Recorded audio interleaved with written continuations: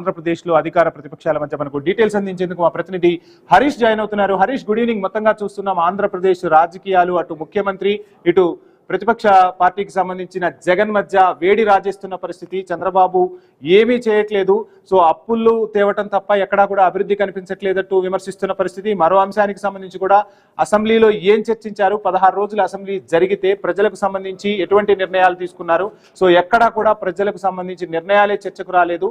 So budget కు ముందు చెప్పింది ఒకటి, తర్వాత సమావేశాల్లో చేసింది ఒకటి అంటూ కూడా మాజీ సీఎం జగన్ విమర్శలు ఎక్కుపెట్టిన పరిస్థితి. సో ఏంటి, ఎలా చూస్తున్నారు జగన్ కమెంట్స్ ని, ఏం చెప్తారు? Good evening Vamsi. ఖచ్చితంగా మీరు చెప్పినట్టుగానే ప్రజెంట్ ఏపీకి సంబంధించినంత వరకు కూడా హాట్ టాపిక్ గా మారినటువంటి పొలిటికల్ సిచ్యువేషన్స్ లో ఒకవైపు ముఖ్యమంత్రి చేసినటువంటి కామెంట్స్, ఈ రోజు కలెక్టర్ల సమావేశం కావచ్చు, అంతకుముందు జరిగినటువంటి అసెంబ్లీ సమావేశాలు, అసెంబ్లీ సెషన్స్ లో కావచ్చు, ఈ మొత్తం అంశాలకు సంబంధించి ప్రభుత్వం నడుపుతున్నటువంటి ప్రభుత్వ అధినేతగా ఉన్నటువంటి చంద్రబాబు నాయుడు ముఖ్యమంత్రి స్థాయిలో ఉండి దాదాపుగా 2 సంవత్సరాల కాలం పదవి చేపట్టిన తర్వాత, ఎన్నికలు జరిగిన తర్వాత 2 సంవత్సరాల కాలం పూర్తవుతున్నటువంటి నేపథ్యంలో ఇచ్చినటువంటి హామీల సిచ్యువేషన్స్ ఏంటి, అదే విధంగా వాటిని అమలుకు తీసుకుంటున్నటువంటి చర్యలు ఏమిటి, ప్రభుత్వం ప్రజలకు ఇచ్చినటువంటి హామీలను, మేనిఫెస్టోలో చెప్పినటువంటి హామీలను ఎందుకు అమలు చేయడం లేదు, అదే విధంగా ఇంకోవైపు రాష్ట్ర ఆర్థిక పరిస్థితులకు సంబంధించినటువంటి పురోగతులకు సంబంధించినటువంటి అంశం, ఈ 2 అంశాలను టార్గెట్ గా చేసుకుని ఇటు ప్రతిపక్షంగా ఉన్నటువంటి వైఎస్ జగన్మోహన్ రెడ్డి చేసినటువంటి కామెంట్స్ కూడా ఒక రకంగా ఆసక్తికరంగా మారినటువంటి సిచ్యువేషన్ కనిపిస్తుంది. ఎందుకంటే తన హయాంలో, అంటే వైఎస్ఆర్ కాంగ్రెస్ పార్టీ ప్రభుత్వ హయాంలో 5 ఏళ్ల కాలంలో 2,75,000 కోట్ల రూపాయలకు సంబంధించినటువంటి నిధులను డీబీటీ ద్వారా ప్రభుత్వం ప్రజలకు నేరుగా వారి ఖాతాల్లో వేసి సంక్షేమ పథకాలను అమలు చేసినటువంటి నేపథ్యంలో, అయితే ఇప్పటికే కూటమి ప్రభుత్వం అధికారంలోకి వచ్చి 2 సంవత్సరాల పదవీ కాలంలోనే దాదాపుగా 3 లక్షల కోట్ల పైచిలుకు వరకు కూడా అప్పులు చేసినటువంటి సిచ్యువేషన్ ఉంది. ఆ నిధులన్నీ ఎటు వెళుతున్నాయి, అభివృద్ధికి సంబంధించినటువంటి ఆనవాళ్ళు ఎక్కడ కనిపిస్తున్నాయి, అదేవిధంగా ప్రజలకు ఇచ్చినటువంటి హామీలకు సంబంధించి, నిధుల జమకు సంబంధించి ఇచ్చినటువంటి హామీలకు సంబంధించినటువంటి అంశాలను ప్రభుత్వం ఎందుకు పట్టించుకోవటం లేదంటూ కూడా ఈ రోజు జగన్ చేసినటువంటి ప్రధానమైనటువంటి ప్రశ్నలో కనిపిస్తున్నటువంటి సిచ్యువేషన్ మనకు కనిపిస్తుంది. అధికార పార్టీ 3 పార్టీలు కలిసి పెద్ద ఎత్తున మెజారిటీతో అధికారంలోకి వచ్చిన తర్వాత నుంచి ఇచ్చినటువంటి హామీలను అమలు చేయకపోగా రాష్ట్రాన్ని మరింతగా అప్పుల పాలు చేసేటువంటి ప్రయత్నం జరుగుతుంది. అందులో భాగంగానే 2 సంవత్సరాల కాలంలో రికార్డు స్థాయిలో, భారీ స్థాయిలో రాష్ట్రానికి సంబంధించినటువంటి అప్పుల గ్రోత్ పెరిగింది, కానీ అభివృద్ధికి సంబంధించినటువంటి గ్రోత్ ఎక్కడ కూడా కనిపించలేదు. అదే విధంగా ప్రజలకు సంబంధించినటువంటి తలసరి ఆదాయం ఏదైతే ఉందో ఆ తలసరి ఆదాయానికి సంబంధించినటువంటి అంశం కూడా ఎక్కడ వేసిన పోవాలో అక్కడే ఉన్నటువంటి సిచ్యువేషన్ కనిపించింది. సో ఇలాంటి సిచ్యువేషన్స్ లో ప్రభుత్వం ప్రజలకు ఇచ్చినటువంటి హామీలలో ప్రభుత్వం పైన ప్రజలు పెట్టుకున్నటువంటి విశ్వాసాన్ని ఎందుకు కోల్పోతున్నారంటూ కూడా జగన్ ప్రశ్నించినటువంటి సిచ్యువేషన్ కనిపిస్తుంది. దీంతో పాటు రాష్ట్రంలో నెలకొన్నటువంటి తాజా రాజకీయ పరిణామాలకు సంబంధించినటువంటి అంశాలు ఏవైతే ఉన్నాయో వాటన్నింటిని కూడా జగన్ ఎక్కుపెట్టినటువంటి పరిస్థితి, కూటమి ప్రభుత్వం పైన విమర్శలు దాడి చేసినటువంటి సిచ్యువేషన్ కనిపిస్తుంది. హరీష్, మీరు చెప్తున్నట్టుగా మొత్తంగా ఆంధ్రప్రదేశ్ లో రాజకీయం అయితే వేడి మీద ఉన్న పరిస్థితి. సో అధికార ప్రతిపక్షాలు విమర్శలు చేసుకుంటున్నాయి.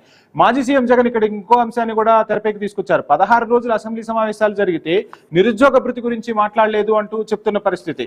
సో అంటే ఏంటి, అసలు నిరుద్యోగులకు సంబంధించి జగన్ తన వాయిస్ వినిపించే ప్రయత్నం చేశారా, ప్రభుత్వాన్ని ప్రశ్నించారా?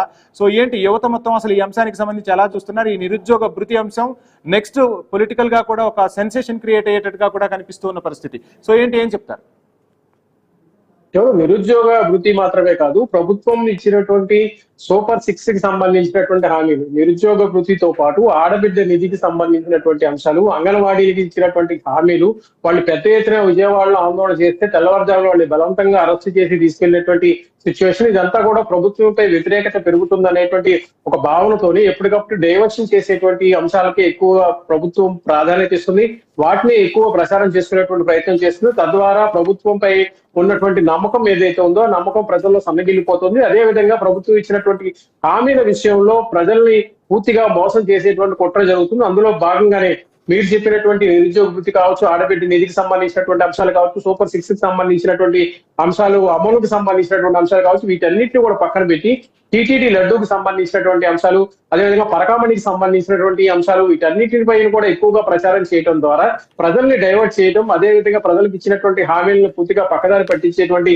ప్రయత్నం జరుగుతుంది. ఈ విషయాలను ఎప్పటికప్పుడు ప్రజల్లో చర్చ జరుగుతున్నటువంటి నేపథ్యంలో, ప్రభుత్వంపై వస్తున్నటువంటి విమర్శలు జరుగుతున్నటువంటి నేపథ్యంలో, ప్రజల్లో పెట్టుకున్నటువంటి ఆశలు ఏవైతే ఉన్నాయో వాటిని ఎందుకు అమలు చేయడం లేదు, ఇచ్చినటువంటి హామీలను ఎందుకు పట్టించుకోవడం లేదనేటువంటి ఒక ప్రధానమైనటువంటి డిమాండ్ జగన్ లేవనెత్తినటువంటి పరిస్థితి కనిపిస్తుంది. వీటికి సంబంధించినటువంటి అంశాలతో పాటుగా రాష్ట్రంలో నెలకొన్నటువంటి సిచ్యువేషన్స్ కి సంబంధించి ఒకవైపు మహిళలపై జరుగుతున్నటువంటి దాడులు, టీటీడీ చైర్మన్ పై వచ్చినటువంటి విమర్శలు, ఇవన్నీ కూడా పెద్ద ఎత్తున ప్రజల్లో చర్చనీయాంశంగా మారినటువంటి నేపథ్యంలో రాబోయేటువంటి రోజుల్లో ఈ అంశాలను ఏ విధంగా ముందుకు తీసుకెళ్లాల్సినటువంటి సిచ్యువేషన్ ఉంటుంది.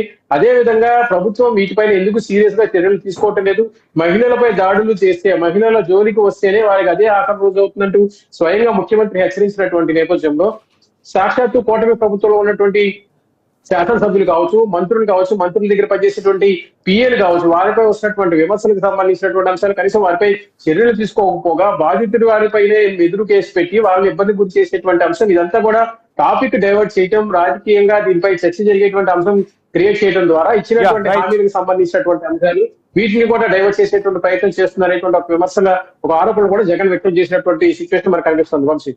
Yeah right right thank you so much Harish. So మొత్తంగా చూస్తున్నాం, రెండు తెలుగు రాష్ట్రాల్లో హాట్ టాపిక్ గా ఒక్కొక్క అంశం తెర మీదకి వచ్చిన పరిస్థితి. ఇటు తెలంగాణ చూసుకుంటే పార్టీ పిలాయింపు ఎమ్మెల్యేలకు సంబంధించి స్పీకర్ ఒక నిర్ణయాన్ని అయితే వెలువరించారు. ఆ నిర్ణయానికి సంబంధించి సుప్రీంకోర్టులో పోరాటం చేస్తామంటుంది అటు BRS and BJP. So Andhra Pradesh వ్యవహారాలను చూసుకుంటే ఆంధ్రప్రదేశ్ లో అప్పులు తేవటం తప్ప అభివృద్ధి ఎక్కడా జరగట్లేదు. మా హయాంలోనే అభివృద్ధి జరిగింది, మేమే తక్కువ అప్పులు చేశాం, సో రాష్ట్ర ఆదాయాన్ని కూడా మేమే పెంచామంటూ అటు జగన్ చెప్తున్న పరిస్థితి. సో మొత్తంగా ప్రజల ముందు రెండు తెలుగు రాష్ట్రాల్లో ఏం జరుగుతుంది ఏంటి అనేది వివరించే ప్రయత్నం అయితే ఐ న్యూస్ చేసింది. ప్రజాక్షేత్రంలో అసలు ఏం జరుగుతుంది, క్షేత్రస్థాయి నుంచి ఇన్ఫర్మేషన్ తీసుకొచ్చే ప్రయత్నం ఐ న్యూస్ చేస్తుంది. సో ఇది ఇవాల్టి ప్రైమ్